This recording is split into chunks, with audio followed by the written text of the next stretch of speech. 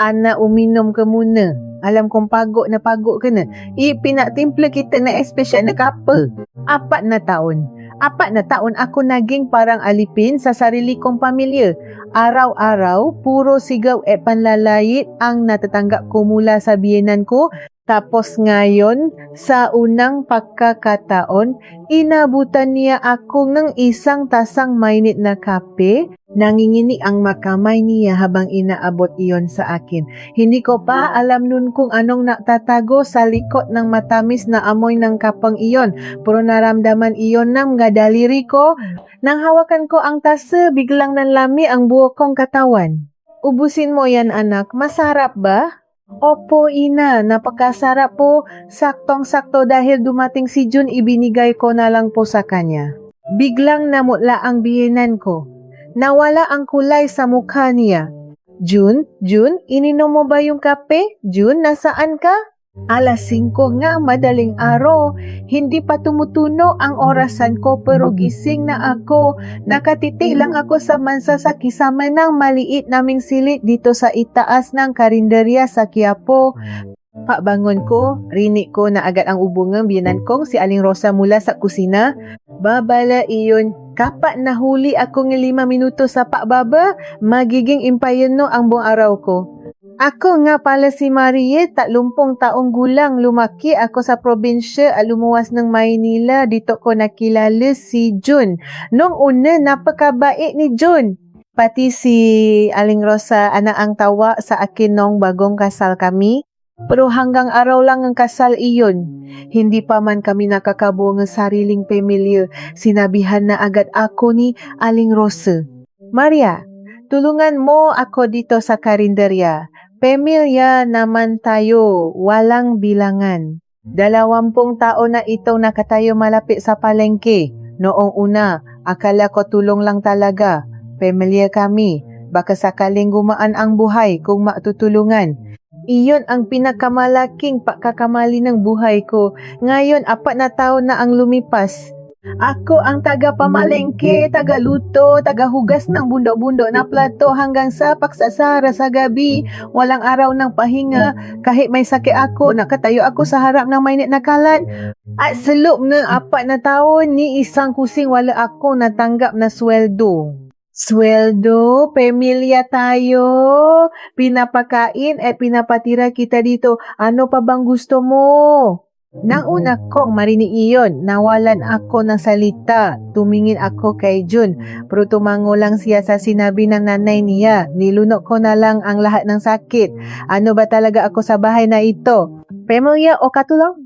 Kung katulong ako, sana malang may bayad ako. Kapak pinupuri nga suki ang linis na maplato ay sarap na luto ko. Mabilis na sumasagot ang biyenan ko.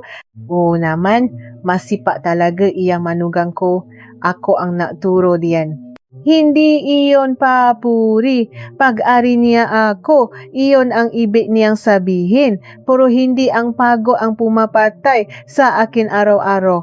Ang unti-unting pakawala ng sarili ko, nawala na ako nga kaibigan. Ang tanging napapakalma sa akin ay ang patingin sa lumang litrato na mayapa kong nanay. Kung buhay lang siya, ano kaya ang sasabihin niya kung makita niyang ganito ang kalagayan ko? Isang maliit na lupa lang sa lalawigan ang naiwan niya sa akin, iyon lang ang tangi na kapangalan sa akin. Pero naktiis ako dahil sa mga maliliit na paglalambing ni Jun paminsan-minsan dahil sa mga bihirang pagkakataon na sinasabi ni Aling Rosa na masarap ang luto ko. Kumapi ako sa maliit na paasa na baka balang araw, ituring din nila akong tunay na pamilya. Hanggang sa dumating ang araw na ito, pakalipas na 4 na taon, may inabot sa akin ang biyenan ko, isang tasang kape, matamis ang amoy at napakalambing ang boses niya, nakakapaktaka, kakaiba ito. Hindi pa siya naging ganito sa akin kahit kailan. May malit na babala na tumunog sa isip ko. Pero hindi ko pa naisip noon na ang buhay ko pala ang kapalit na kapeng iyon. Iba ang umagang iyon. Papasok ko sa kusina, nakatayo na si Aling Rosa sa tapat ng kalan. Imbes na sumigaw at maganap na maligaya na nakasanayan, lumingon siya sa akin at ngumiti. Nandiyan ka na pala, maupo ka muna. Alam kong pagod ka kahapon. Hindi ako makapaniwala. Pagod galing ba talaga sa bibig niya iyon? Lumingon ako sa likod ko para siguraduhin hindi siya kumakausap ng ibang tao. May mali, siguradong may mali, pero umupo pa rin ako. 4 na taon ako nasanay na itago ang nararamdaman ko kaya madali ko na itong nagawa ngayon. Inilapa niya ang kape sa harap ko. Anak, uminom ka muna. Espesyal na timpla ko, yan para sa iyo. Tiningnan ko ang tasa, mainit, mabango, simpleng kape lang naman, pero hindi gumagalaw ang kamay ko. 4 na taon, ngayon lang niya ako tinimplahan ng kape. Dahan-dahan akong tumingala at tiningnan ang mukha niya. Nakaupo siya sa harap ko, nakatiti sa akin. Nakangiti siya po hanggang mata niya ay malamig. Hindi iyon tingin ng isang inang naalala. Tingin iyon ng isang taong may hinihintay na mangyari. Hinihintay niyang inumin ko ito. Bumilis ang tibo ng puso ko. Kinuha ko ang tasa. Mainit sa palat ko, pero hanggang doon lang ang init, hindi umabot sa katawan ko. Salamat po, ina. Ang tagal ko na rin hindi nakakapagapa. Dahan-dahan kong inilapit ang tasa sa mga labi ko na kunwari akong humigop. Ramdam na ramdam ko ang titik niya sa bibig ko. Sakto namang may dumating na kargador sa labas at sumigaw. Napalingon si Aling Rosa. Sa maikling pagkataong iyon, mabilis kong ibinuhos ang kape sa pasungang halaman sa gilid ng mesa. Walang natira. Paharap niya, ibinaba ko ang basyang tasa. Ang sarap po, ina. Gaganahan po akong magtrabaho nito. Tiningnan niya ang walang laman na tasa. May dumaan na kakaibang emosyon sa mukha niya. Tapos ay tumango siya at tumayo. Mabuti naman. Marami tayong gagawin ngayon. Pagtalikod niya, nakita ko ang pangiti niya. Isang ngiting nakbigay ang kilabot sa buong pagkatao ko. Bakit siya masaya? Anong meron sa kape? 11:00 ng umaga, abala na ang karinderya. Nang dumaan ako sa gilid ng mesa, napatingin ako sa halaman, nanigas ako sa kinatatayuan ko, nangingitim ang dahon nito.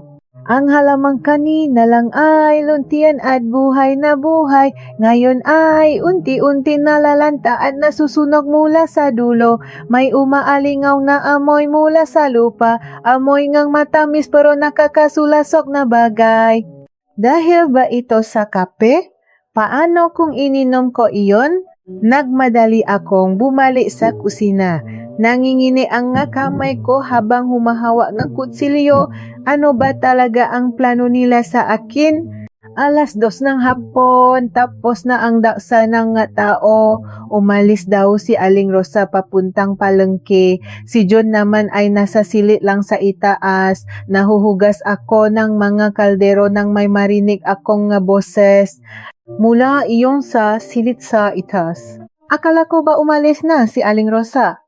Pinatay ko ang gripo at dahan-dahang lumapit sa hagdan. Ina, ininom ba niya? Nakita ko yung basyang tasa. Maya-maya lang, magkakatulo na iyon. Sana nga ina, kapag nakuha natin ang prosa, siguro ay yung baya sa lupa niya sa lalawigan na tatamaan ng bagong kalsada, aangat na ang buhay natin, makakalipat na tayo sa probinsya at makakapasimula ng bago. Kaya nga, makakahinga ka na rin nga maluwag, anak. Napakapit ako sa hawakan na hagdan para hindi ako matumba. Perasa siguro, lupa sa lalawigan, tulog, biglang nakabit-kabit ang lahat ng detalye. 2 buwan na ang nakakalipas nang mabalitaan namin na kasama ang lupa ng nanay ko sa bibilhin ng gobyerno para sa isang malaking proyekto. Iyon pala ang dahilan kung bakit bumaibigla si Jun. Iyon pala ang dahilan kung bakit naaalala kunwari ang biyenan ko. Ang perang iyon ang habol nila. At para makuha iyon, kailangan nila kong patayin. Ang sarili kong asawa, ang pamilyang pinagsilbihan ko nga 4 na taon.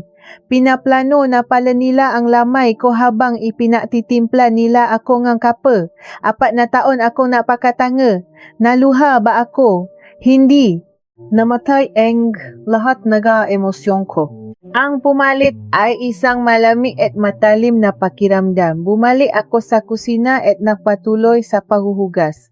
Hindi na nangingini ang mga kamay ko. Hindi ako iyak, hindi ako magmamakaawa. Dahil alam kong kapag ginawa ko iyon, panalo sila. Kailangan kong ebidensya. Kailangan kong idokumento ang lahat bago nila ako maunahan. Mamayang gabi, papasok ako sa bodega kung saan lagi niyang kinakandado ang mga gamit. Susubukan kong hanapin ang lason na ginamit nila sa akin. Pero handa ba ako sa kung ano man ang makikita ko sa loob ng madilim na kwartong iyon? Hindi ako makatulog ng gabing iyong. Nakaiga ako sa tabi niyong, nakatitik sa dilim, at nakikinig sa mabigat niyang paghinga. Ang lalaking katabi ko, ang lalaking pinangakuan ko ang habang buhay na pagmamahal sa harap ng altar ay ang parehong lalaking naghihintay na malagutan akong hininga. Gusto kong sumigaw, gusto kong umiyak, pero pinigilan ko ang sarili ko. Walang mangyayari kung mapapadala ako sa emosyon. Kailangan kong maisip ng malinaw. 2:00 ng madaling araw. Malalim na ang tulog ni June. Dahan-dahan kong inalis ang kumot at bumangon. Walang tunog ang habang ko nang lumabas ako ng kwarto. Madilim ang pasilyo pababa sa karinderya. Tahimik ang buong paligid. Dumiretso ako sa bodega sa likod kung saan nakatago ang lumang kaldero, sirang upuan at mga sobrang sangkap. May isang kabinet doon na laging nakakandado. 4 na taon ako nagtatrabaho dito pero kailanman ay hindi ko nakitang bukas iyon. Pero nang gabing iyon nakatanggal ang kandado. Binuksan ko ang flashlight ng lumang cellphone ko at tinakpan ng kamay ko ang ilaw para hindi masyadong maliwanag. Dahan-dahan kong binuksan ang pinto ng kabinet. Sa pinakasulok may mga plastic bag. Kinuha ko ang isa at tiningnan ang laman. Mga tuyong dahon. Mahahaba at matutulis ang hugis, medyo madilim na berde at may mapupulang gilid. Pamilyar ang halamang ito. Elfa. Mahilig sa mga halaman ang nanay ko nung nabubuhay po siya. Naalala ko ang mahipit niyang bilin sa akin nung bata pa ko nahuwa kong hahawakan ang halamang iyong kahit gaano pa kaganda ang mga bulaklak nito. May lason daw ang bawat bahagi nito, lalo na ang mga dahon at katas. Kapag nakain kahit kaunti, maaring tumigil ang patibok ng puso. Binitawan ko ang plastic bag, nangingini ang buhok kong katawan, iyon ang inilagay nila sa kape ko, lason mula sa Adelpha. Biglang may narinig akong mga yabag papalapit sa bodega. Pinatay ko ang flashlight at mabilis na nagtago sa likod ng mga patong-patong na sako ng bigas sa kabilang gilid ng madilim na kwarto. Bumilis ang tibok ng puso ko na parang sasabo ang dibdib ko. Bumukas ang pinto at bumukas ang maliwanag na ilaw. Si Aling Rosa at nakasunod sa kanya si June. Huwag mo nang buksan ng malaki ang pinto. Baka may makakita pa sa atin, bulong ni June. Huwag kang maalala, tulog na si Maria. Pagod na pagod iyon kanina. Sagot ng biyenan ko na may halong pagmamalaki sa boses. Napakagat ako sa labi ko hanggang sa malasahan ko ang sarili kong dugo. Pagod na pagod at ipinagmamalaki pa niya iyon. Ginawa nila akong kalabaw sa araw para mas madali nila akong patayin sa gabi. At itong lalaking nasa harap niya ang asawa ko. Kumuha si Aling Rosa ng isa pang plastic bag ng Adelpha mula sa kabinet. Inilapak niya ito sa maliit na mesa at kumuha ng pandikdik. Inilagay niya ang dahon doon at nagsimulang bayuhin ito hanggang sa maging pino. Ang tunog na pagdidiktik niya ay umalinggaw sa tahimik na bodega. Sanay na sanay ang mga kamay niya. Hindi ito ang unang beses na ginawa niya ito. Sapat na kaya iyan, ina? Dagdagan mo pa ng kaunti para sigurado. Kailangan walang pali ito, sabi ni Jun habang nakasandal sa pader.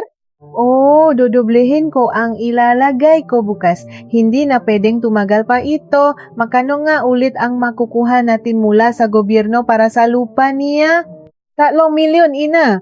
Buko pa iyon sa life insurance na 2 milyon, 5 milyon lahat.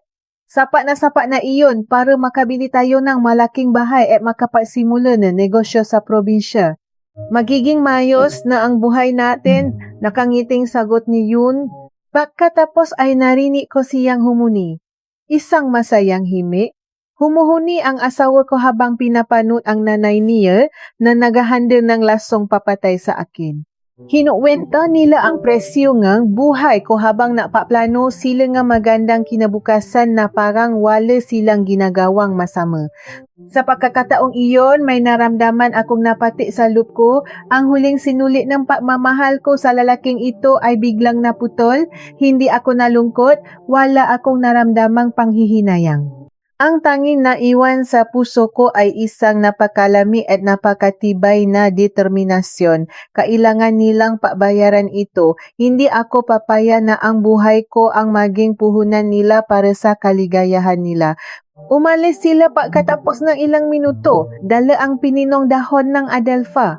Pinatay nila ang ilaw at isinara ang pinto ng bodega. Naiwan akong maisa sa dilim. Matagal bago ako gumalaw.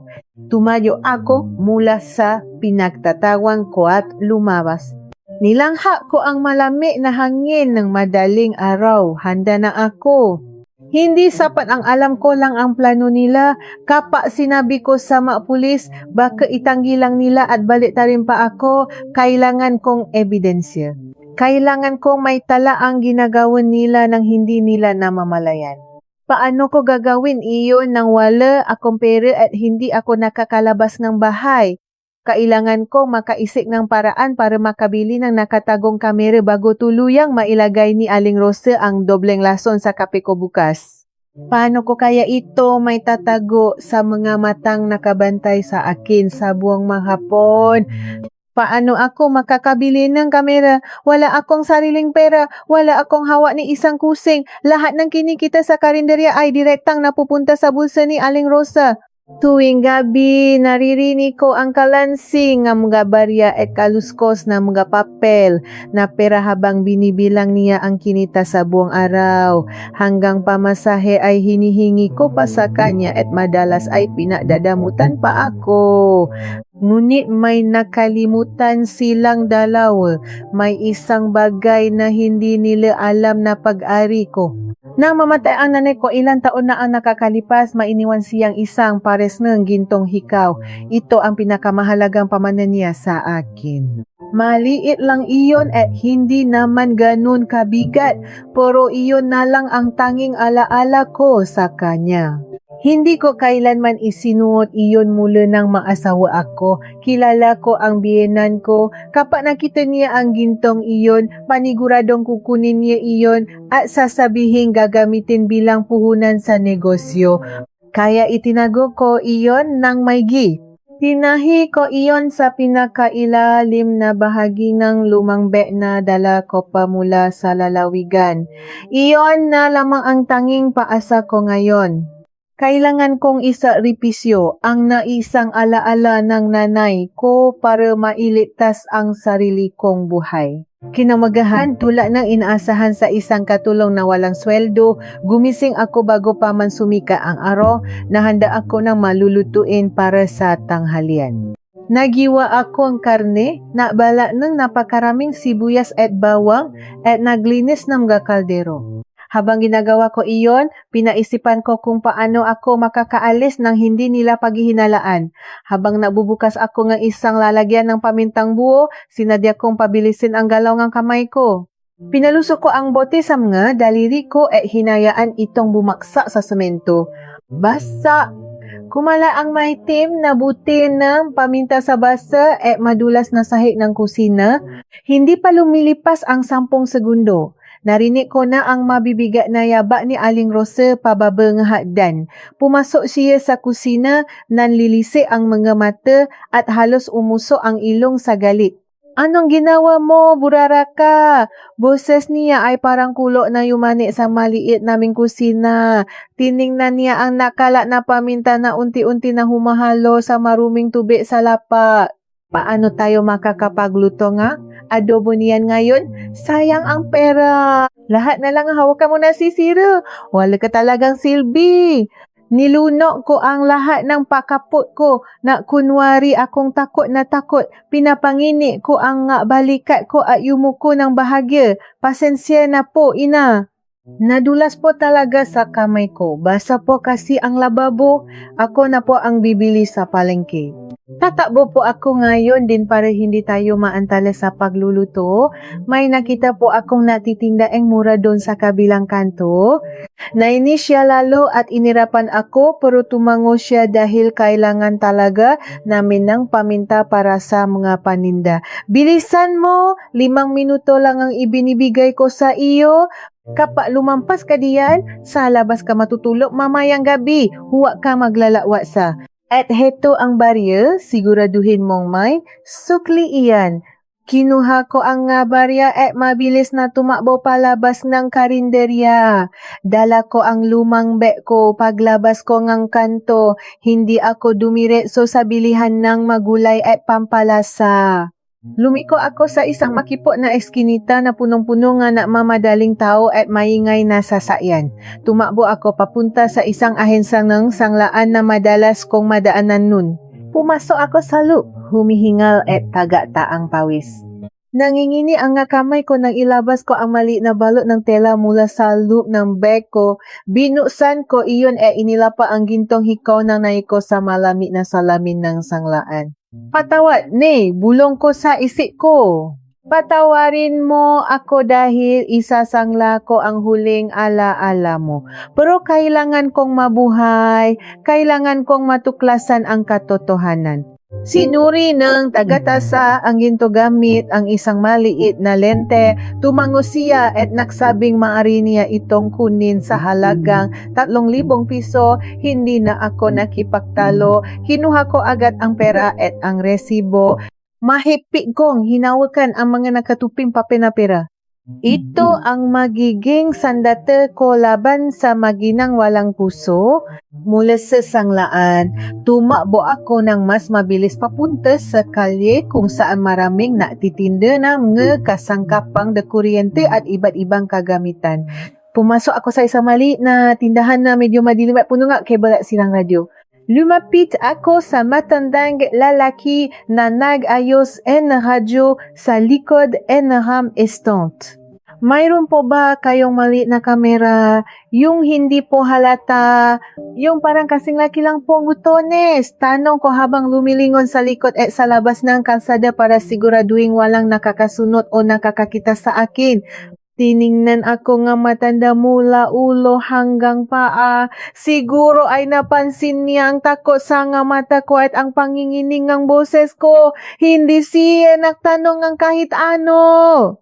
Tumalikot siya at kumuha ang isang napakaliit na kahon mula sa ilalim ng kanyang estante. Mayroon ako nito, sabi niya sa mababang boses, kayang kumuha ng galaw at larawan ng buong maghapon. Kailangan mo lang iugnay sa telepono mo para mapanood mo kahit nasa malayo ka. Madaling itago, hindi umilaw kapag ginagamit. Binayaran ko siya ng 2,000 piso para sa 2 piraso ng maliit na kamera. Ibinigay ko ang lahat ng pera ko maliban sa natirang barya ni Aling Rosa. Pagkatapos nun, dumaan ako sa palengke para bumili ng paminta. Tumakbo ako pabalik sa karinderya. Pakiramdam ko ay luluwa na ang mga baga ko sa pagod at kaba. Bawat tibok ng puso ko ay parang martilyo sa dibdib ko. Pagdating ko sa pintong karinderya, sinalubong agad ako matalim na sigaw ang biyenan ko. Ang tagal mo, saan ka ba galing? Gumapang ka ba papunta sa palengke? Akin na iyang paminta at magluto ka na. Yumuko lang ako at hindi sumagot. Dumiretso ako sa lababo. Hindi niya napansin ang dalawang maliliit na kahon na nakatago sa lukang damit ko malapit sa dibdib ko. Pabilis ang pahinga ko pero pinilit kong magmukhang kalmado. Natapos ang tanghalian, nawala silang nahahalata. Pareho silang kumain ng marami, natatawanan papaminsan-minsan habang nakatalikot ako at nahuhugas ng mga mantika sa kawali. Nang hapon ding iyon, habang natutulo si Aling Rosa sa itaas para sa kanyang kinagawiang pahinga at abala naman si Jun sa labas para makipainuman sa mga kanto, sinimulan ko ang pinakamahalagang bahagi ng plano ko. Nanginginig ang nga daliri ko habang inaayos ang nga gamit. Inilagay ko ang unang kamera sa likod ng malaking lalagyan ng garikado sa kusina. Nakapatong ito sa isang mataas na estante na hindi masyadong pinupunasan. Nakatuto iyon ng direktor sa lutuan at sa lamesang pinaghahandaan ng pagkain ni Aling Rosa. Ang ikalawang kamera ay maingat kong idinikit sa ngang paso ng isang pekeng halaman sa sala kung saan kitang-kita ang pinto papunta sa madilim na bodega. Kinonekta ko ang dalawang ito sa lumang telepono ko gaya ang turo ng matanda sa tindahan. Malabo at basa na ang salamin ng telepono ko pero sapat na ang linaw nito para makita ang ngagalaw at muha ng nga tao. Sinubukan kong dumaan sa harap ng kusina at nakita ko ang sarili ko sa telepono. Gumagana. Tahimik akong napaluha. Isang luhang puno ng lit at peasa. Ngayon, kailangan ko na lang maghintay sa oras ng katotohanan. Gabi na naman, gaya ng inaasahan. Pagkatapos na nakakapagod na hapunan at papapakain sa huling suki ng karinderya, ako ang naewang naglilinis ng buong kusina. Pagod na ang pisikal na katawan ko. Parang bibigay na ang nga binti ko sa daming oras na nakatayo ako. Ngunit gising na gising ang diwa ko. Tila nagliliyap ang utak ko sa pag-isip. Pagkatapos maglinis, umayat ako sa itaas at pumasok sa kwarto namin ni John. Nakahiga na siya at tila natutulog na, nakatalikod sa akin. Dahan-dahan ako nahiga sa kabilang gilid ng kama. Nakunwari akong humihinga ng malalim at mabagal, ginagaya ang tunog ng taong mahimbing ang tulog. Maya-maya pa, narinig ko ang pamilya na kaluskos ng sinalas sa labas ng kwarto. Nakapikit ako pero mahigpit kong hawa ang telepono ko sa ilalim ng makapal na kumot. Nang marinig kong bumaba na ang ngayaba, dahan-dahan kong ibinalo ang kumot sa ulo ko upang hindi makita ang liwanag ng telepono. Binuksan ko ang ugnayan sa kamera sa kusina. Sa maliit at medyo madilim na mukha ng telepono ko, malinaw kong nakita ang biyenan kong si Aling Rosa. Nakatayo siya sa tapat ng lamesa sa kusina. Kinuha niya ang isang maliit na pakete ng kape mula sa estante. Pinuni niya ito at ibinuhos ang laman sa isang puting tasa. Pagkatapos, tumingin siya sa paligid, sigurong walang nakakakita sa kanya. Dumukot siya sa malalim na bulsa ng kanyang palda. Inilabas niya ang isang maliit na balot ng puting papel. Binuksan niya ito at maingat na ibinuhos ang bedeng pulbos sa loob ng tasa ng kape, ang pulbos ng Adelpha. Kumuha siya ng kusara at hinalo iyon ng hinalo. Hinalo niya ng mabagal. Tinitiyak na matutunaw ng lubusan ang nakamamatay na dahon upang hindi ko mahalata. Habang hinahalo niya iyon, nakita ko ang pangiti niya. Isang ngiting umaabot sa mga mata niya. Ang ngiting iyon na dati ay akala ko na papahiwati ng paaruga at pagiging isang ina. Ngayon ay malinaw kong nakikita bilang mukha ng kasakiman at kamatayan. Dinuduro nila ang buhay ko para sa sarili nilang ginhawa. Nakuhanan ko. Nakita na sarili ko mga mata at naitala na makina ang lahat. May matibay na akong ebidensya. Hawak ko na ang susi para makalaya sa impayanong ito na tinawa nilang pamilya. Pinatay ko ang telepono. Huminga ako na malalim. Pilit pinapakalma ang puso kong parang kabayo kong tumibo. Tagumpay ako. Bukas, matatapos ang lahat ng ito. Ngunit biglang gumalaw ang kama. Napakalakas ng paggalaw kaya halos tumalon ang puso ko palabas sa lalamunan ko. Naramdaman ko ang pagbangon ng lalaki sa tabi ko. Umupo si Jun sa kama, nakaharap sa direksyon ko. Sa gitna ng nakakabinging katahimikan at dilim ng kwarto, narinig ko ang boses niyang napakalamig at mabigat, walang bakas ng antok. Maria, gising ka ba? Anong ginagawa mo sa telepono mo at nagtatago ka pa sa ilalim ng kumot sa ganitong oras ng gabi? Napatigil ang paghinga ko. Tila tumigil ang pag-ikot ng mundo at nabingi ako sa lakas ng kabo ng sarili kong dibdib. Nakaharap sa akin si Jun sa dilim, hinihintay ang isasagot ko. Sa sandaling iyon, alam kong nakasalalay ang buhay ko sa mga susunod na salitang lalabas sa bibig ko. Isang maling galaw, isang pautal na sagot at siguradong agawin niya ang telepono ko. Makikita niya ang makuha ang kamera at malalaman nilang bistado na ang maitim nilang plano at kapag nangyari iyon, baka hindi na nila daanin sa lason. Baka sakalin na lang nila ako rito mismo sa loob ng madilim naming kwarto. Pinilit kong pakalmahin ang boses ko.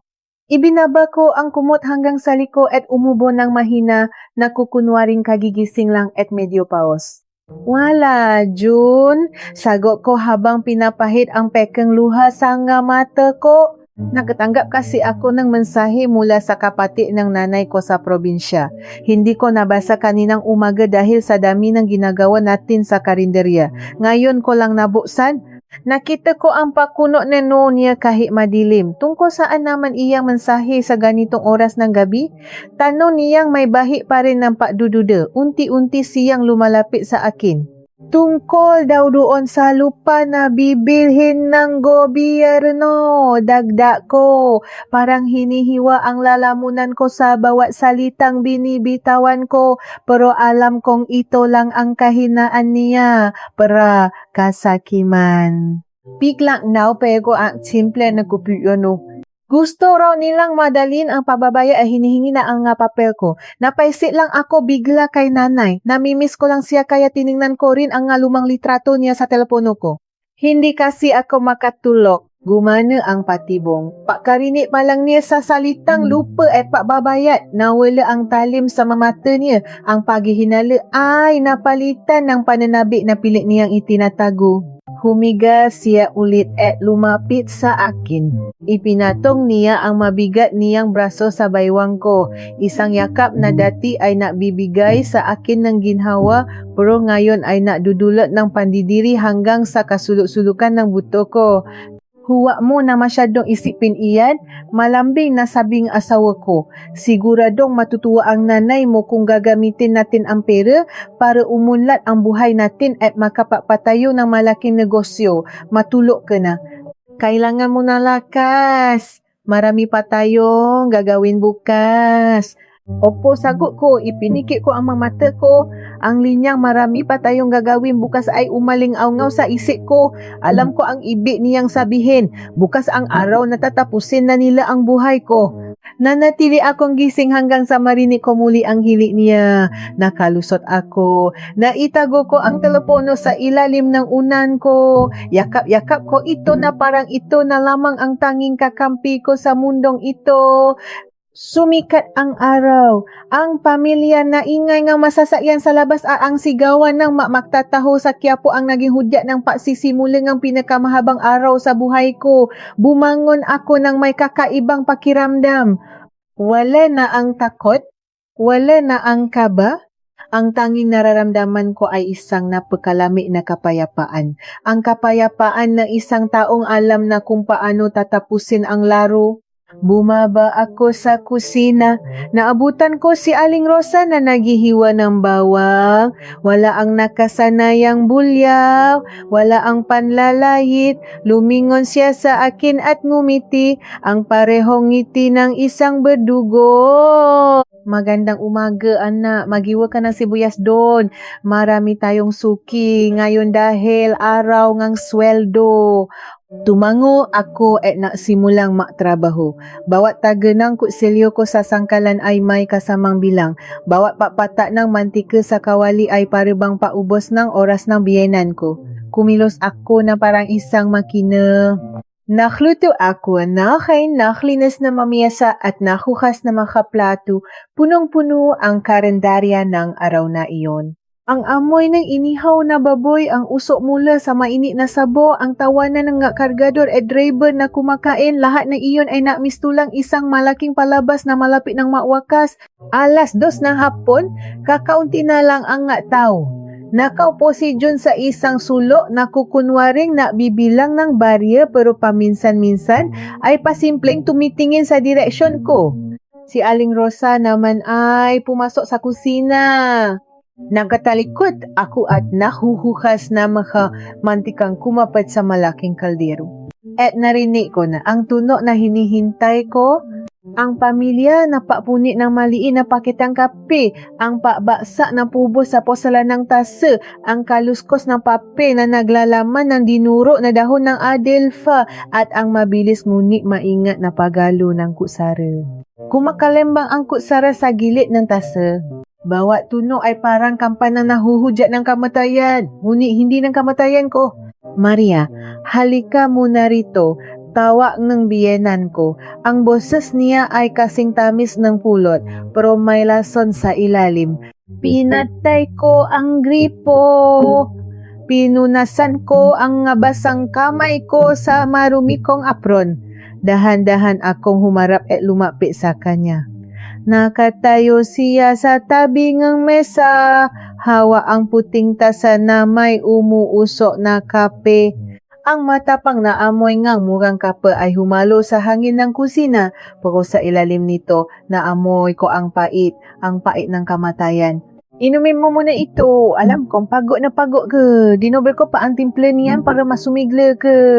Nakangiti niyang inabot sa akin ang tasa. Dinoble niya ang lason para siguradong hindi na ako abot ng kinabukasan. Kinuha ko ang tasa gamit ang dalawang kamay ko. Naramdaman ko ang init nito. Tiningnan ko ang maitim na likido. Tiningnan ko si Aling Rosa sa mga mata. Hinihintay niya. Gusto niyang makitang lumapat ang ngalabi ko sa gilid ng tasa. Gusto niyang makitang lunukin ko ang sarili kong kamatayan. Napakasarap po siguro nito, ina. Salamat po, inilapit ko ang tasa sa bibig ko. Humigop ako ng hangin at umakmang iinom. Biglang may sumigaw mula sa labas ng karinderya. Hoy, Aling Rosa, bakit kulang ang sukli ko sa 50? Wala pang bawas ang kinain kong kanin. Isang galit na boses na matandang driver ang umalingaw nga. Nainis ang biyanan ko, kumunot ang no niya at lumingon sa labas. Iyong matandang iyon talaga, laging nanggugulo. Inumin mo iyan, Maria, ubusin mo, babalikan kita. Mamadali siyang lumabas papunta sa harapan ng karinderya para makipagtalo sa nagre-reklamong suki. Sa maikling sandaling iyon na nakatalikod siya, hindi ako nagatubili. Mabilis kong itinapon ang buong laman ng tasa sa malaking butas ng lababo at binuksan ng malakas ang gripo para hugasan ang ebidensya ng pagtatapon ko. Pinunasan ko ang gilid ng tasa para makmukhang ininuman talaga. Hawak ko ang basyang tasa nang mabilis na bumalik si Aling Rosa, umusok pa rin sa inis dahil sa driver. Pagbalik niya sa kusina, agak na dumapo ang mga mata niya sa hawak kong tasa. Nawala ang inis sa muka niya at napalitan ng isang patagong pananabik na makita niyang wala na itong laman. Naubos mo na? Tanong niya. Pili itinatago ang tuwa sa boses niya. Ibinaba ko ang tasa sa mesa at biniyan siya ng pinakamatamis kong ngiti. Isang ngiti hindi umaabot sa mga mata ko gaya na lagi niyang ginagawa sa akin. Opo, ina. Napakasarap po ng timpla ninyo. Tamang-tama po talaga. Huminto ako. Taninan ko siyang mabuti. Nakita ko ang paasa sa mga mata niya. Ang paghihintay na bumaksa ako anumang oras. Tamang-tama. Pagpapatuloy ko, malakas at malinaw ang boses para siguradong maririnig niya ang bawat salita. Pumasok po kasi si Jun dito sa kusina kanina noong nasa labas kayo. Naghahanap po ngang mainom na may kasi medyo sumakit daw po ang tiyan niya. Nasarapan po ako sa kape kaya naisip kong ibigay na lang po sa kanya yung kalahati o higit pa. Uminom po si June, ina. Sabi pa nga po niya ang sarap daw po talaga kapag kayo ang nagtimpla. Para bang may humampas na malaking bato sa mukha ng biyenan ko. Sa loob lamang ng isang segundo na bago ang lahat. Nawala ang kulay sa mga pisngi niya. Ang labi niya ay nasimulang manginig. Ang matalim niyang nga mata ay nalaki sa matinding takot at gulat. Naging blanko ang mukha niya parang kaluluwang nawalan katawan. Ano kamo? Nangingini na tanong niya. Ang boses niya ay parang basa na baso. Hindi na siya makahinga ng mayos. Ibinigay ko po kay June yung kape na timpla ninyo. Inubos po niya, inosente kong sagot. Dinagdagan ko pa ng pagtataka sa mukha ko. Bakit po ina? May masama po ba dun? Masama po ba na ipainom ko sa sarili kong asawa ang espesyal na kape ninyo? Nabitiwan niya ang hawa niyang basahan, bumaksa ito sa sahig na may kasamang mahinang tunog kasabay ng pabaksak ng buong mundo niya. Dahan-dahan siyang umatras, hindi makapaniwala sa narinig na maproseso ang utak niya kung ano ang posibleng nangyari sa pinakamamahal niyang anak, isang nakakabinging tili ang pinakawalan niya. June, anak ko, nasaan ka? Tumakbo siya nang mabilis palabas ng kusina, nadapapan ng bahagya sa pagmamadali. Rinig na rinig ko ang pahagulgol niya habang tinatawa ang asawa ko. Tiningnan ko lang ang walang laman na tasa sa mesa. Tahimik akong nakmamasid. Nakahanda na ang susunod kong hakbang. Ano kaya ang gagawin nila kapag nalaman nilang hawak ko na sa kamay ko ang alas na mapapadala sa kanila sa kulungan ng habang buhay. Umakyat ako ni hagdan, isa-isa. Bawat paglapat ng paa ko sa kahoy na hagdan ay parang pagbilang ng gaaraw na sinayang ko sa bahay na ito. Naririnig ko ang nakakagulong tinik mula sa itaas. Ang pagbukas ng pinto na malakas, ang pagibi, ang pamamakaawa ng isang inang akala ay pinatay niya ang sariling anak. Nang makarating ako sa tapat na kwarto namin, nakita ko ang takpo. Nakaluhod, siya lingro sa sahig, nakakapit sa gahita ni June. Si June naman ay nakaupo sa gilid ng kama, magulo ang buhok, gulat na gulat at may hawak na isang basong tubig. Wala siyang alam sa nangyayari. Anak, sumagot ka? Uminom ka bang kape? Sumakit ba ang tiyan mo? Susuka ka ba? Diyos ko, huwag naman sana. Humahagugol na sigaw ng biyenan ko. Ang mukha niya ay naliligo sa pawis at luha. Napakunot ang no ni June. Inilayo niya ang sarili sa nanay niya. Ina, nababali na ba kayo? Anong kape ang sinasabi ninyo? Kakagising ko lang at kumuha ako ng tubig. Wala ako nakitang kape. Umayos na kayo. Nakakahiya sa magkumakain sa ibaba. Tumigil sa pag-iya ang matanda, unti-unti na poseso ng utak ni ang sinabi na anak niya, tubig, walang kape, dahan-dahan siyang lumingon sa gawi ko, nakatayo ako sa hambang ng pinto, tahimik. Malami ang tingin ko. Wala ni isang patak ng luha sa mata ko. Ang mamatang ito na 4 na taong laging nakayuko sa kanya ngayon ay nakatitik ng diretso at walang takot. Wala siyang ininom. Sabi ko sa mababang boses, ngunit sapat ang lakas nito para marinig sa buong kwarto. Itinapon ko ang kape sa lababo, ina, ang kapeng nilayan mong dinuro na dahon ng adelpha. Biglang tumayo si June. Kumunot ang no niya, pilit na pinagtatakpan ang kaba, na kunwari siyang naguguluhan. Maria, anong kahibangan ito? Anong adelpha? Anong lason?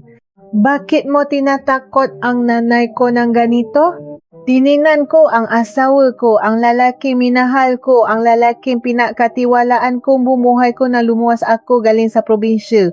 Huwag ka na makunwari June, sagot ko. Narinig ko kayo.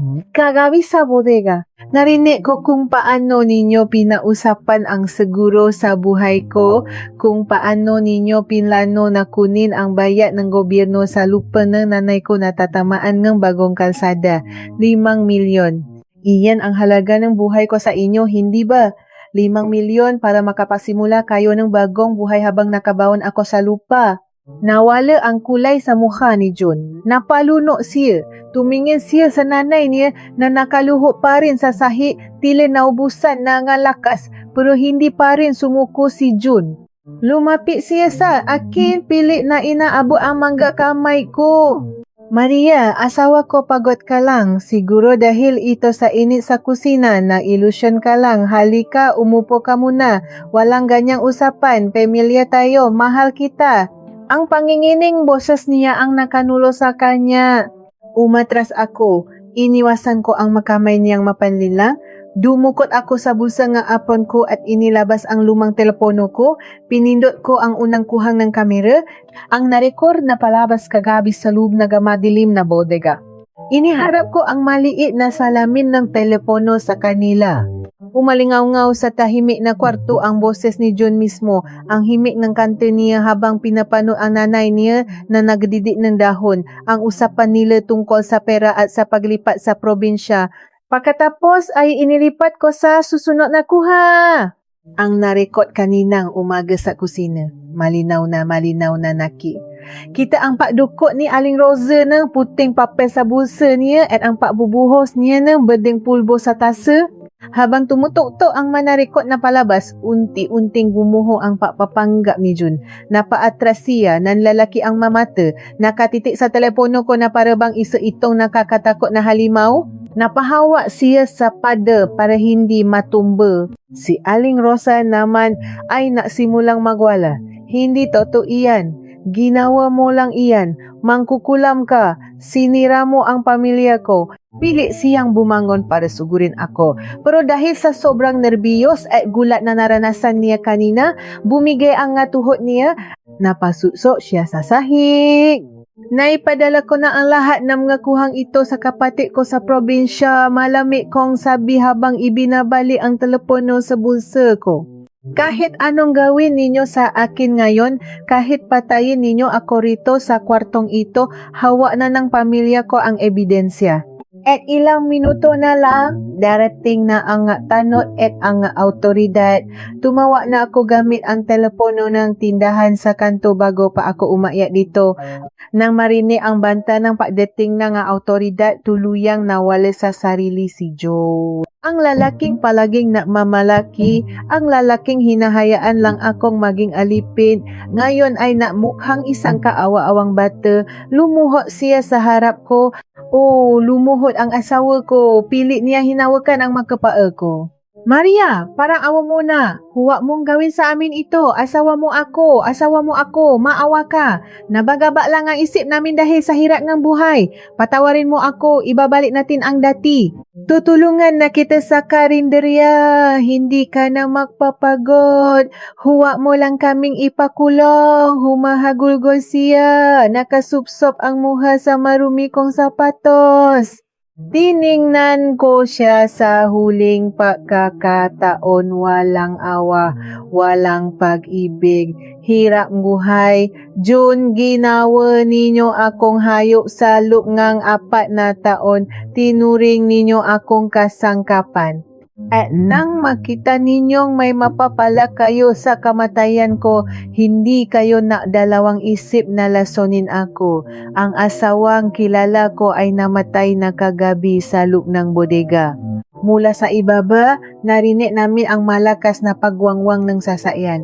Isang tunog ng sirena na unti-unting lumalakas, hudyat na nandiyan na ang nga magpoposa sa kanila. Nakita ko ang paglapit ng nga tao nga sismosa sa kanto nga suki naming kumakain kanina. Lahat sila ay nakatinggala sa bintana namin. Natataka kung anong nangyayari. Nang marinig ni June ang sirena sa labas, may nabago sa mukha niya, nawala ang pagmamakaawa, nawala ang luha. Ang pumalit ay isang matinding put at desperation, ang paiisip nga isang taong wala ng makapitan.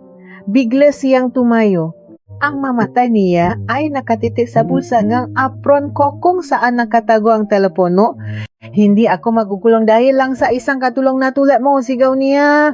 Bago pa ako makaiwas, sumugot siya sa akin, mahipit niyang sinakal ang leg ko gamit ang dalawang kamay niya at malakas akong itinulak papunta sa pada, tumama ang likod ng ulo ko sa matigas na kahoy. Nahilo ako, Nakdilim ang paningin ko at naramdaman ko ang mabilis na pagkaubos ng hangin sa baga ko. Pilit kong inaabot ang telepono ko pero mahigpit ang hawak niya sa akin. Abot kaya ang mga autoridad bago niya tuluyang makitil ang kainingga ko. Naramdaman ko ang malakas na pabaon ng kanyang mamatitigas na daliri sa aking lalamunan. Unti-unting nawawala ang hangin sa aking mambaga. Iminulak ko ang aking mga mata kahit nalalabo na ang aking paningin dahil sa kawalan ng hininga. Ang mukha ng lalaking nasa ibabaw ko, ang lalaking pinangakuan kong ning walang hanggang paibi sa harap ng dambana ay hindi ko na makilala. Nawala na ang maamong mukha ni June. Ang nakikita ko na lamang ay isang halimaw na uhaw sa dugo. Nakangiwi ang galabi at nanlilisi ang nga matang puno ngamput at kasakiman. Pilit kong iginagalaw ang aking kamay. Kinakalmot ko ang kanyang braso. Ibinabaon ko ang aking kuko sa kanyang balat hanggang sa maramdaman ko ang mainit na dugong dumadaloy mula sa kanyang sugat. Ngunit hindi niya ito ininda. Para manhit na ang kanyang buong katawan. Ang buong atensyon niya ay nakatuon sa pakitil sa aking buhay at sa pakuha na lumang telepono sa bulsa ng aking apron. Bawat pilit kong huminga ay parang painom ng nababagang apoy na simulang madilim ang gilid ng aking paningin. Narinig ko ang tawa ni Aling Rosa mula sa sahig. Isang tawang bali, halatang nawala na sa katinuan dahil sa takot at kabiguan. Patayin mo na iyan, anak. Patayin mo na ang salot na iyan bago pa dumating ang pulis. Kunin mo ang ebidensya. Iyan ang isinisigaw nga aking biyenan. Ang inang minsang tumawa sa akin ng anak, ngayon ay tuwang-tuwang pinapanot akong mamatay. Tila bibigay na ang katawan ko, na simulang lumambot ang braso ko at unti-unting bumabasa ang aking kamay mula sa pagkakakalmo sa asawa ko. Isang huling papata ng luha ang kumawala sa aking mata. Hindi dahil sa takot sa kamatayan, kundi dahil sa labis na panghihinayang na hindi ko man lang naipatanggol ang sarili ko hanggang sa huli. Ngunit kasabay nga unti-unting pakawala nga aking malay ay ang malakas na pakalabo mula sa ibaba. Parang may sumisira nga pinto nga aming karinderya. Pulis kami! Buksan ninyo ang pintong ito kundi sisirain namin. Isang napakalakas at autoridad na boses ang umaling-aungaw sa buong kabahayan. Sinabayan ng sunod-sunod na malalakas na hampas sa kahoy na pintuan. Natigilan si June. Sa isang iglap, lumuwa ang pagkakasakan niya sa aking li na simula siyang mataranta. Lumingon siya sa pinto ng aming kwarto at narinig namin ang mabibigat na yaba ng maraming tao na papaakyat sa hagdan. Sa halip na tuluyan akong patayin, biglang inilipat ni June ang kanyang kamay at sa pilitang dinukot ang lumang telepono mula sa bulsa ng aking apron. Napunit ang bulsa ko sa lakas ng kanyang pahila. Binitawan niya ako ng tuluyan. Bumaksa ako sa matigas na sahig ng kwarto. Napahawa ako sa aking lalamunan. Umubo ng malakas at sumisinghap ng napakaraming hangin. Bawat papasok ng hangin sa aking dibdib ay nagdudulo ng matinding sakit. Pero pinilit kong imulat ang aking mata para makita kung ano ang kanyang ginagawa. Tiningnan ni June ang lumang telepono ko. Tiningnan niya ako ng may napakasamang ngiti. Akala mo ba mananalo ka? Banta niya sa akin. Itinaas niya ang telepono ng mataas at buong lakas itong inihampas sa semantadong pada ng aming kwarto. Basa na kala ama piraso nga salamin plastik at maliliit na baka sa sahi. Hindi pa siya nakontento sa kanyang matinding galit. Tinapakan niya ng pauli-ulit ang manatirang bahagi nito. Dinuro niya ng husto ang makina hanggang sa wala na itong pakinabang. Ang naiisang ebidensya ko na naglalaman ng lahat ng ginawa nilang kasamaan ay naduro sa mismong harapan ko. Kasabay ng pakduro niya sa telepono ay ang malakas na pakbukas ng pinto ng aming kwarto. Pumasok ang 3 pulis na may hawak na mga baril at 2 tanok mula sa aming barangay. Naabutan nila ang magulong takpo. Ako na nakahandusay sa sahig. Hirap huminga at may magapasa salig. Si Aling Rosa na nakaupo sa sulok at umiiyak.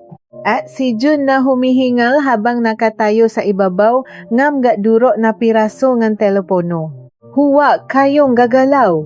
Itaas ninyo ang inyong kamay. Sigaw now ng pulis habang nakatuto ang baril kay Jun. Mabilis na kumilos ang magkasamahang pulis. Pilit na nilapitan at pinusasan si Jun. Nagwala ang asawa ko. Pilit niyang iwinawasiwas ang kanyang mabraso upang makawala. Wala akong ginagawang masama. Ang babaeng iyan ang bali. Siya ang nabala na lasonin ang nanay ko. Pilit niyang binabaliktad ang kwento habang idinidiin siya ng mapulis sa sahi para mapusasan. Sumunod namang nagwala si Aling Rosa. Sinabunutan niya ang kanyang sariling buho ay gumapang palapit sa mapulis. Toto ang sinasabi nga, anak ko, maniwala kayo sa amin. Ang manugang kong iyan ay mangkukulam. Gusto niya kaming patain para makuha ang karinderya ko. Tingnan niyo ang click niya. Sinaktan niya ang sarili niya para palabasing inapi namin siya. Napapiki ako sa sobrang kapal na mukha ng mag-ina. Kahit huling sandali na ay nakukuha pa nilang masinungaling at manipulahin ang sitwasyon. May lumapit sa aking isang babaeng tano upang alalayan akong makabangon. Inabutan niya ako ng tubig. Nangingini ang bukong katawan na maupo ako sa gilid ng kama. Dinala nila sa labas ang nagwawalang mag-ina. Ang ingay ng kanilang nga boses ay unti-unting humina hanggang sa tuluyan silang maisakay sa sasakyan ng mapulis sa labas. Naiwan ako sa loob ng kwarto kasama ang isang investigador na pumasok upang kumuha ng nga pahaya at maghanap ng ebidensya. Ginang, mayos na po ba kayo? Tanong ng investigador. Kailangan po namin ng matibay na patunay sa mga paratang ninyo. Sinasabi nilang kayo ang natangkang lumason sa kanila. May papakita po ba kayong ebidensya? Tumingin ako sa sahi. Itinuro ko ang nga duro na piraso ng aking lumang telepono. Nandun po ang lahat ng mga kuha. Nakatago po doon ang mapausap nila at kung paano inihalo ng biyenan ko ang lason na galing sa dahon ng adelpha. Pero tulad po ng kita ninyo, sinira na asawa ko ang telepono para itago ang katotohanan. Napasimangot ang investigador. Napulot niya ang ilang piraso ng salamin. Kung sira na po ang makinang ito, napagkahirap pong kunin ang ngalaman nito. Magiging mahina po ang kaso natin kung salita ninyo lang laban sa salita nilang dalawa. Wala po ba kayong ibang kopya?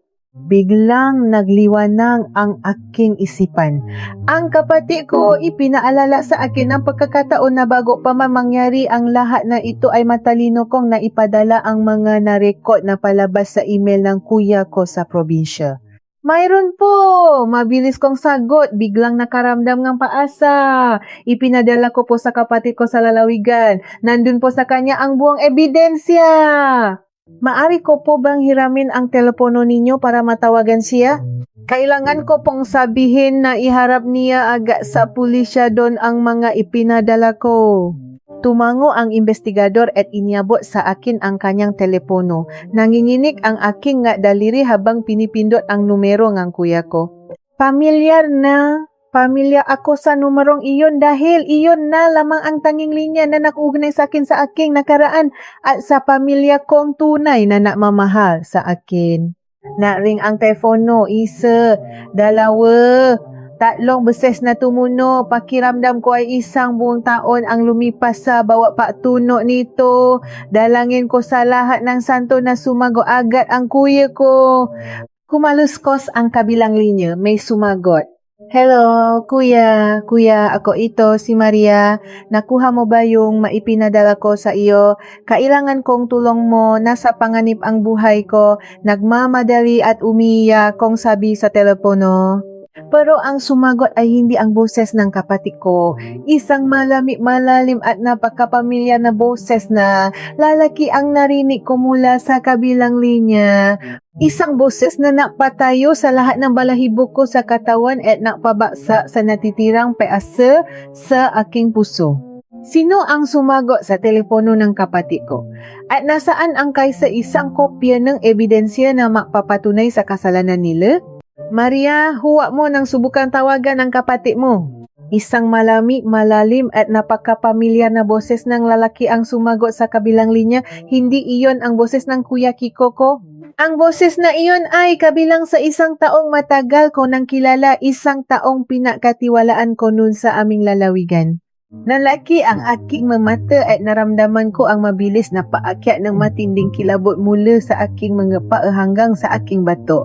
Tiyong Kading, nang hihina kong tanong, ang boses ko ay halos isang bulong na lamang punong-punong takot at kalituhan. Si Tiyong Kading ay ang kapatid ni Yuma o nga ni John. Isa siyang retiradong alagad ng batas sa aming probinsya. Siya ang taong napakilala sa amin ni John. Ilang taon na ang nakakalipas. Siya ang taong nangako sa aking ina noong nabubuhay pa ito na aalagaan ako ng kanyang pamangkin at ituturing na isang tunay na prinsesa. Ngayon, ang boses ng lalaking iyon ay tumutunog na parang isang malamig na kampanangang sementeryo. Ako nga Maria, sagot niya. Walang kahit anong bahid ng awa sa kanyang tono. Tumawa sa akin ang asawa mo kaninang madaling araw. Humingi siya nga isang napakalaking pabor. Alam mo naman na malakas pa rin ang kape ko dito sa atin, hindi ba? Anong ginawa ninyo sa kuya ko? Nasaan ang kapatid ko? Napasigaw ako. Ang ngaluhan na kanina ko papinipigilan ay muling naunahang pumata sa aking pisngi. Nakuha na aking sigaw ang atensyon ng investigador na nasa loob ng kwarto. Maging siya ay napatayo at lumapit sa akin, nakikinig sa aking reaksyon. Huwag ka maalala, buhay pa naman siya, patuloy ni Tiyong Kading at naririnig ko ang mahinang pahalahak niya sa kabilang linya. Pero naaksidente siya kaninang umaga bago pa siya makarating sa himpilan ng pulisya. Nabundok ng isang malaking truck ang kanyang motosiklo sa isang madilim na kalsada. Nasa pagamutan siya ngayon, walang malay at nakakabit sa makina at ang telepono niya na naglalaman ng sinasabi mong ebidensya. Nasa makamay ko na Maria. Basa na basa din tulad ng mangyayari sa pamilya ninyo. Bumasa ang telepono mula sa aking nangingini na kamay. Lumaga pa ito sa sahi ngunit mabilis itong pinulot ng investigador. Tuluyan na ring bumigay ang aking tuhod at napasubsob ako sa malamig na semento ngang iming kwarto. Napahagulgol ako ng napakalakas. Ang sakit, ang galit, ang kawalan ng paasa ay naghalo-halo sa aking dibdib na parang isang malakas na ipo-ipo na sumisira sa aking pakataw. Ganun ba sila kasama? Ganun ba kasudulan ang kanilang kasakiman? Hindi lang ang aking buhay ang gusto nilang kunin. Pinaplanuhan nila ang bawat hakbang. Tinawagan ni John ang kanyang tiyuhin sa probinsya upang siguraduhin walang sinuman sa aking pamilya ang makakahadlang sa kanilang paangkin sa 5 milyong piso. Gusto nilang ubusin ang aking kadugo para walang maghabol sa lupo ng aking ina. Napapaligiran pala ako ng isang pamilya ng mamamatay tao sa loop ng 4 na taon. Ginang, anong nangyari? Sino ang kausap ninyo? Nag-alalang tanong ng investigador habang inaalalayan akong makaupo muli sa gilid ng kama. Umiyak kong ikiwento sa kanya ang lahat ng sinabi ni Tiyong Kading. Ikiwento ko kung paano nila sinagasaan ang kapatid ko at ninakawa ang teleponong naglalaman ng naiisang kopya ang narekod na palabas. Habang nasasalita ako, nakita ko ang unti-unting pagbabago sa mukha ng investigador. Ang kaninang paasa sa kanyang mga mata ay napalitan ng isang malalim na pagkadismaya. Ginang, kung ganyan ang sitwasyon, napakalaking problema nito, seryoso niyang paliwanag, huminga siya ng malalim at tiniklop ang maliit niyang kwaderno. Wala na tayong hawak na matibay na patunay. Basa ang telepono mo dito. Nasira ang telepono ng kapatid mo sa probinsya. Ang natirang pulbos ng halaman sa kusina ay hindi sapat para patunayang sila ang naglagay nun sa kape mo. Pwedeng-pwedeng sabihin nga matalinong abogado nila na ikaw ang naplano nga lahat at sinisiraan mo lang sila. Tumingin ako sa kanya na lalaki ang mamata. Ibig ninyo bang sabihin, makakalaya sila? Kung wala tayong may papakitang gumagalaw na larawan na mapapatunay sa ginawa nila, baka makapapiyansa sila bukas na bukas din at kapag nakalaya sila. Hindi na niya itinuloy ang kanyang sasabihin, pero alam ko na ang ibig niyang ipahiwati. Kapag nakalaya sina June at Aling Rosa, tatapusin nila ang sinimulan nila. Wala na silang itatago, papatayin nila ako at sisiguraduhin nilang hindi na makakagising ang kuya ko sa pagamutan. Mananalo ang kasamaan. Makukuha nila ang lahat ng pinahirapan ng nanay ko. Tumingin ako sa kisaming ng kwarto. Humingi ako ng lakas mula sa itaas. Inisip ko ang mukha ng aking ina, ang kanyang ngiti, ang kanyang turo na huwa susuko sa laban ng buhay. Inisip ko ang kapatid ko ang naaga buhay ngayon sa isang malami na kwarto ng pagamutan dahil lang sa kagustuhan niyang tulungan ako. Hindi ako pwedeng sumuko. Hindi ako pwedeng matalo ng gademonyong ito. Pumiki ako ng mariin. Pilit kong inalala ang araw na pumunta ako sa Quiapo para isangla ang hikaw ng nanay ko. Inalala ko ang bawat detalye ng madilim na tindahan. Ang amoy ng mga lumang alambre, ang tunog ng mga inaayos na radyo, at ang mukha ng matandang lalaking nagbenta sa akin ng 2 maliliit na kamera. Mayroon ako nito. Kayang kumuha ang galaw at larawan ng buong mahapon. Kailangan mo lang iunay sa telepono mo. Ano pa ang sinabi niya? Pilit kong hinukay sa aking ala-ala ang sumunod na salita ng matanda. Ano ang mangyayari kung sakaling masira ang telepono ko? Natanong ako sa kanya nun. Huwag kang maalala, Ineng. Yunay mo ito sa iyong liham sulatroniko. Lahat na nakukuha ng kamerang ito ay kusang na ipapadala at naipon sa isang lihim na lagakan sa malawak na ugnayan ng makina. Kahit durugin pa nila ang telepono mo, hangat alam mo ang iyong lihim na pangalan at palatandaan, mabubuksan mo ang palabas kahit saang makina pa sa buong mundo. Idinila ko ang aking mga mata. Isang napakalakas na kabo ang naramdaman ko sa aking dibdib. Ang luha ng kawalan ng pag-asa ay napalitan ng apoy ng determinasyon. Bigla akong tumayo. Pinunasan ang aking minggapiski at hinarap ang naguguluhang investigador. Gino, mayroon pa. Akong isang paraan. Sigaw ko. Hawak ko na mahipi ang kanyang braso. Ang narekod na palabas. Hindi lang sa telepono ang kapatid ko na ipadala. Naimba ito ng kusa sa aking liham sulatroniko. Kailangan ko lang ang isang malaking makina na may ugnayan sa labas para mabuksan ko ito. Kailangan nating pumunta sa himpilan ninyo ngayon din. Nagulat ang investigador ngunit mabilis siyang tumango. Nakita niya ang katotohanan sa aking mata. Kung totoo iyan, Ginang, malilitas mo ang sarili mo.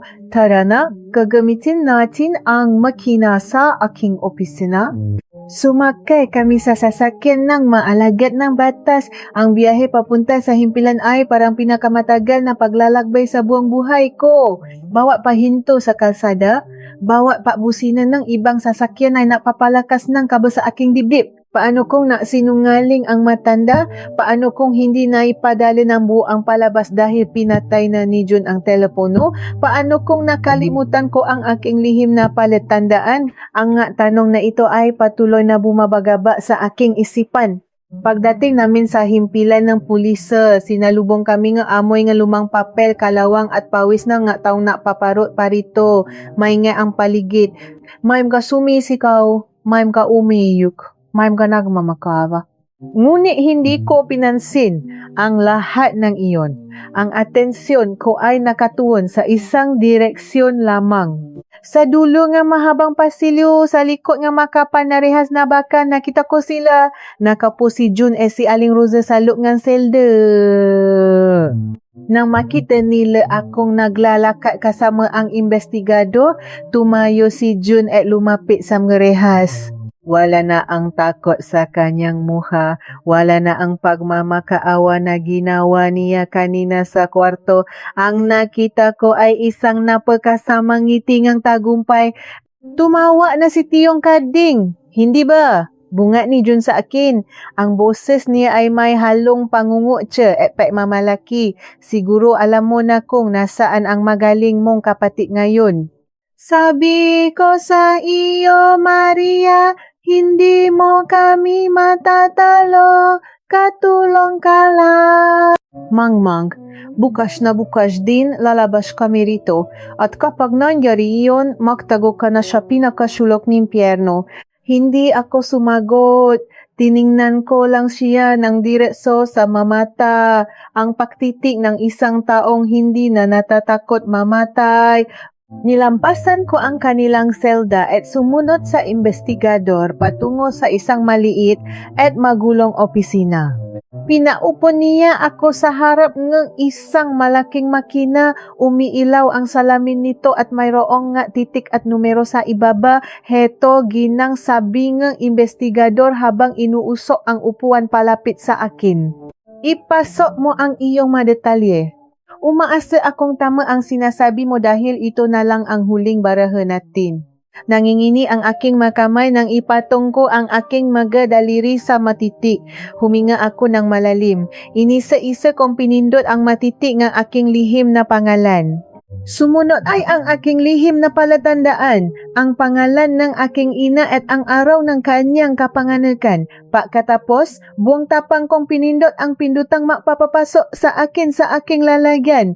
Nakbago ang anyo ng salamin ng makina. May lumabas na isang maliit na bilog sa mismong gitna, unti-unting umiikot, naghihintay, nag-iisip.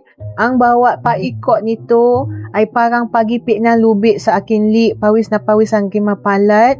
Tila tumigil ang pagtibok ng aking puso habang pareho kaming nakatitig ng investigador sa umikot na bilog. Pakalipas ng ilang napakahabang segundo, bumukas ang pahina. Napasigaw ako sa tuwa. Nandun ang mga talaksan. Sa isang gilid ng pahina, malinaw na nakasulat ang salitang na-record na palabas kasama ang tamang oras at petsa ng mga pangyayari. Mula kagabi sa bodega hanggang kaninang umaga sa kusina. Hindi nakapasinungaling ang matanda sa Quiapo.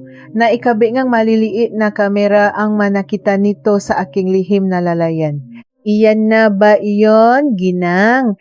Tanong ng investigador, halatang nabuhayan din ng loop. Buksan mo na. Kailangan kong makita ang nilalaman nito upang magamit nating matibay na ebidensya. Kung malinaw ang mamukha nila diyan, hindi na sila makakawala. Tumango ako habang patuloy na lumuluha dahil sa tuwa at pasasalamat. Inilapit ko ang maliit na palaso sa salamin patungo sa unang talaksan. Ang dokumento na naglalaman ng pangyayari sa bodega kung saan dinuro ni Aling Rosa ang lason habang pinapano siya ng aking asawa. Pinindot ko ito ng 2 beses. Handa na akong marinig ang boses nila. Handa na akong ipakita sa buong mundo ang katotohanan. Handa na akong makamit ang hustisya para sa sarili ko, para sa aking ina, at para sa kapatid ko na lumalaban ngayon kay kamatayan. Ngunit biglang nabago ang kulay ng salamin ng makina. Naging itim ang buong paligid nito. Nawala ang matiti at ang malarawan. Sa halip na magsimula ang palabas, isang maliit na kahon ang lumitaw sa gitna ng maitim na salamin.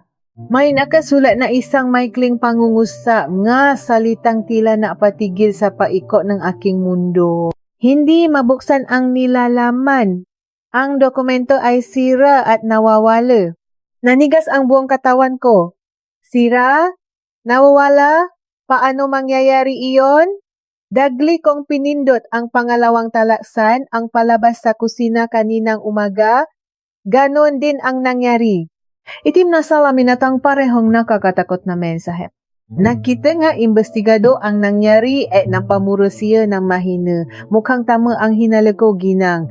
Nung dinuro ng asawa mo ang telepono mo habang ipinapadala palang ang mapalabas sa sistemang ito, naputol ang ugnayan. Nasira ang madokumento bago pa man ito mabuo at may tago ng maayos. Wala itong laman. Napatiti ako sa itim na salamin. Ang aking huling paasa ay gumuho sa mismong harapan ko. Narinig ko muli sa aking isipan ang nakakainsutong halaha ni John mula sa kanyang selde. Talo ka na. Makakalaya, sila bukas. Wala na akong ebidensya, wala na akong kakampi at ang kapatid ko ay nasa bingit ng kamatayan. Sa gitna ng nakakabinging katahimikan ng opisina, biglang tumuno ang telepono ng investigador. Sinagot niya ito ng may pagtataka. Habang nakikinig siya sa kabilang linya, unti-unting nanlaki ang kanyang nga mata at tumingin siya sa akin. Ano? Sigurado ba kayo diyan? Tanong ng investigador sa kanyang kausap. Ibababa niya ang telepono at haharapin ako ng may halong pagkabigla at pag-aalinlangan. Ginang, sabi niya, ang kanyang boses ay nanginginig. May tumawa mula sa pagamutan sa probinsya ninyo. Tungkol ito sa kapatid mong si Kiko. At mayroon daw siyang kasamang isang tao na may dalang kakaibang bagay nung mangyari ang aksidente. Sino ang kasama ng kapatid ko noong madaling araw na iyon? At anong bagay ang hawa nila na maring bumalikta sa buong sitwasyon? Nangingini ang kamay ko nang abutin ko ang telepono mula sa investigador. Inilapit ko ito sa aking tainga. Halos hindi na makahinga sa matinding kaba. Sino po ito? Tanong ko. Ang boses ko ay basak at punong-puno nakot. Maria, si Dante ito, ang matalik na kaibigan ng Kuya Kiko mo. Ang boses sa kabilang linya ay humihingal at garagal, tila galing sa isang matinding patakbo at paiyak. Dante, anong nangyari sa kuya ko? Totoo bang nabundol siya? Nasaan ang kapatid ko? Sunod-sunod kong tanong. Ang maluhang kanina ko pa pinipigilan ay muling nagunahang pumatak sa aking pisngi. Buhay ang kapatid mo, Maria, pero malubha ang kalagayan niya. Ngunit may kailangan kang malaman, sagot ni Dante habang pilit pinapakalma ang kanyang pahinga. Kagabi pa lang, alam na ni Kiko na may nagmamama sa bahay niya. Kilala niya, si Tiyong Kading at alam niya ang kayang gawing ng matandang iyon. Kaya bago pa kami umalis papuntang himpilan ng pulisya kaninang madaling araw, inilipat ni Kiko ang lahat ng ipinadala mong palabas sa isang maliit na baka nalagakan ng alaala. Ibinigay niya iyon sa akin at sinabing huwag na huwag kong ipapakita kahit kanino. Pinakinggan ko ng mabuti ang bawat salita ni Dante, parang tumigil ang patibok ng aking puso. Hinihintay ko ang kanyang susunod na sasabihin. Nang harangin kami ng malaking sasakyan sa madilim na kalsada, papapatuloy niya, itinula ako ni Kiko sa gilid ng talahiban bago pa kami tuluyang sa puking ng matulin na sasakyan. Nakita ko ang lahat, Maria. Nakita ko kung paano bumaba ang tauhan ni Kading at kinuha ang telepono sa duguang bulsa ng kapatid mo. Akala nila tapos na ang trabaho nila dahil nakuha nila ang makina. Hindi nila alam na nasa akin ang tunay na ebidensya. Napasinghap ako, ang kapatid ko, isinakripisyo niya ang kanyang sariling kaligtasan, isinugal niya ang kanyang mismong buhay para lang mailigtas ang ebidensyang mapapalaya sa akin. Ang tapangang kuya ko ay nagbigay sa akin ng panibagong lakas. Nasaan ka ngayon, Dante? Tanong ng investigador na nakalapit na pala sa aking tainga upang makinig sa pausap. Nasalo po ako ng tanggapan ng manggagamot dito sa pagamutan. Sagot ni Dante, ang boses niya ay naging mas matapang at determinado. Pumaya ang isang mabuting doktor na ipagamit sa akin ang kanilang malaking makina na may napakabilis na unayan. Ipinadala ko na po ang mga dokumento sa liham sulatroniko ng himpilan ninyo, Gino. Pakiusap, tingnan ninyo kung dumating na papanagutin ninyo ang nga demonyo ang gumawa nito kay Kiko. Mabilis na humarap ang investigador sa kanyang makina. Pinindot niya ang ilang nga titik. Ilang saglit lang, nakita ko ang paglitaw ngang isang bagong mensahe sa salamin ng makina. May nakakabit na 2 dokumento mula sa isang hindi kilalang pangalan. Ang makamay nga investigador ay nangingini ng itapat niya ang maliit na palaso sa unang dokumento at pinindot ito. Nanalangin ako ng buong taimtim. Hiniling ko sa aking yumaong ina na gabayan ang makinang ito. Hindi itim na salamin ang lumabas. Maliwanag, malinaw. At higit sa lahat, gumagalaw, humalingaw-ngaw sa buong opisina ang pamilya na boses ng biyenan ko. Ang tunog ng pagdidikdik niya ng dahon ng adelfa sa look ng madilim na bodega. Sumunod ang masayang paguningang asawa kong si June habang pinausapan nila ang 5 milyong pisong makukuha nila mula sa papanaw ko. Ang usapan nila tungkol sa paglipat sa probinsya at papapakasal ni June sa ibang babae pagkatapos akong mamatay ay naging napakalinaw. Sumunod na binuksan ng investigado ang pangalawang palabas. Ang takpo sa kusina kaninang umaga. Malinaw na nakita ang pagdukot ni Aling Rosa ng puting papel at ang pagbubuhos niya na lason sa kapang inaalok niya sa akin. Nakita rin kung paano niya hinalo ang nakamamatay na pulbos na may kasamang nakakakilabot na ngiti. Tila tumigil ang mundo. Napaluha ang investigador sa tindi nga ebidensyang nakita niya. Pinatay niya ang palabas at tumingin sa akin. Ang nga mata niya ay puno ng pagalang at awa. Huli na sila, bulong niya. Dahil sa lakas ng tunog ng makina, umabo ang boses ni June at Aling Rosa hanggang sa selda kung saan sila nakakulong. Narinig nila ang kanilang sariling nga boses. Narinig nila ang sarili nilang kasamaan na umaalinggaw-naw sa pasilyo na himpilan ng pulisya. Narinig nila ang katotohanang matagal nilang sinubukang ibaon sa limot at kasinungalingan. Mula sa dulo ng pasilyo, narinig ko ang isang malakas at nakakabinging sigaw. Hindi totoo iyan, pagka iyan, gawa-gawa lang iyan ng babaeng iyan. Sigaw ni John habang pilit na kinakalampa ang baka na rihas. Ngunit ang kanyang boses ay nangingini sa matinding takot, desperasyon, at kawalan ng pag-asa, wala na ang kanyang pagmamalaki. Si Aling Rose ay hindi na nakapagsalita. Narinig ko na lamang ang malakas na pabaksak ng kanyang matabang katawan sa malamig na sementungang selda. Hinimatay ang matanda dahil sa labis na gulat at matinding takot sa kaparusahang tiyak na naghihintay sa kanila. Hinarap ako ng investigador. Isang matipid ngunit totoong ngiti ang sumilay sa kanyang nga labi. Tapos na ang laban, Maria. Panalo ka. Ngayon din ay tatawagan ko ang himpilan sa inyong lalawigan upang ipahuli si Kading at ang lahat ng kanyang nga tauhan bago pa sila makatakas. Napasandal ako sa upuan, isang malalim at napakaluwag na paghinga ang pinakawalan ko. 4 na taon ng pagdurusa, pang-abuso, panlalay at panlilinlang. 4 na taon akong naging bilanggo sa isang pamilyang akala ko ay mamamahal sa akin. Ngayon, sa wakas, gumuhon na ang kanilang maitim na kaharian tapos na ang lahat.